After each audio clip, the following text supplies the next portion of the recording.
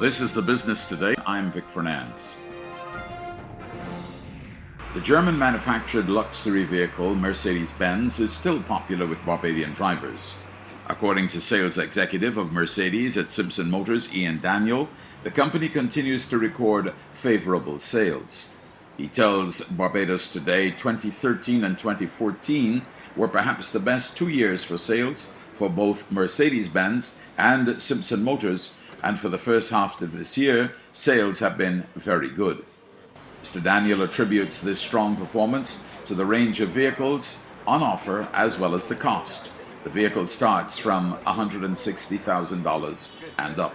So we are competing very favorably against the Japanese and the Korean luxury vehicles, and even most of the SUVs with larger engines are over that benchmark. So that's one of the reasons we are doing as well as we are. And of course, the other reason is Mercedes-Benz is known for its quality, its reliability.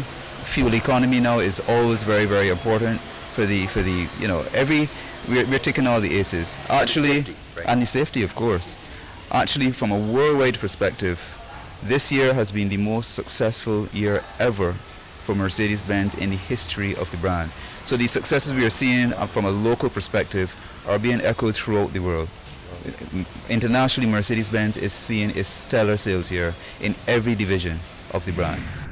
Debt management has come under the microscope as Barbados and the rest of the region continue to struggle with mounting debt and high fiscal deficits. A group of debt management specialists gathered in Barbados this week for the 11th annual Latin American and Caribbean Debt Group to come up with possible solutions to the debt crisis facing the region. Edgardo de Mastri, financial markets lead specialist at the Inter-American Development Bank, tells Business Today debt is an important issue within the region. Saying he would not classify debt as a problem, the financial analyst stressed it's part of the economic system that must be carefully managed. I wouldn't present debt as a problem. That is part of the whole part of the economic system. Dealing with debt and managing debt is very, very important, but you have to do it, together and in conjunction with other political and economic decisions. Something that I think is very, very important is how you manage that, and to have very technical units or institutions generally inside the Ministry of Finances in the countries is very important. So the main message is that is important, and it has to be well managed and in conjunction with implementation of the right and correct policy measures in other areas, could be of a very good result for the economies.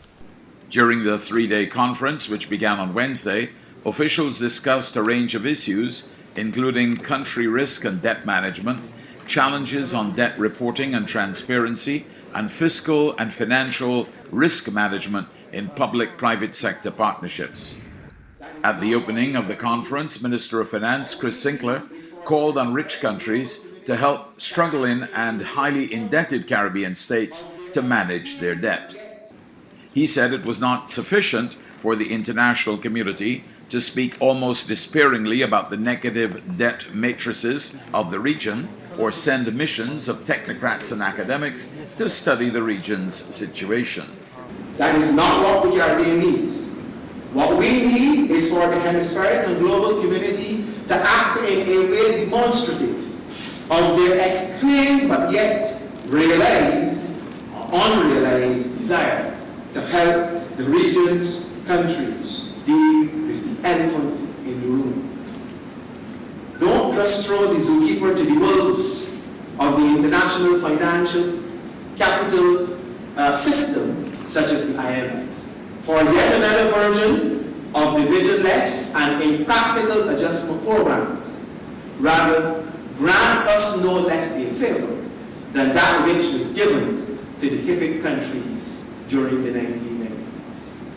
Anything else, colleagues, anything else, will be considered by us as an abandonment of the international community, or by the international community of small and vulnerable states. Caribbean countries seeking to obtain loans from the World Bank for development projects will now have to comply with a new set of social and environmental rules. The World Bank said the draft framework under the discussion for several years represents a major step forward that strengthens its protection of the environment and the world's poor and vulnerable in its investment projects. In early March, the World Bank acknowledged that internal reviews had found significant flaws in the way it handles the resettlement of people to make way for development projects.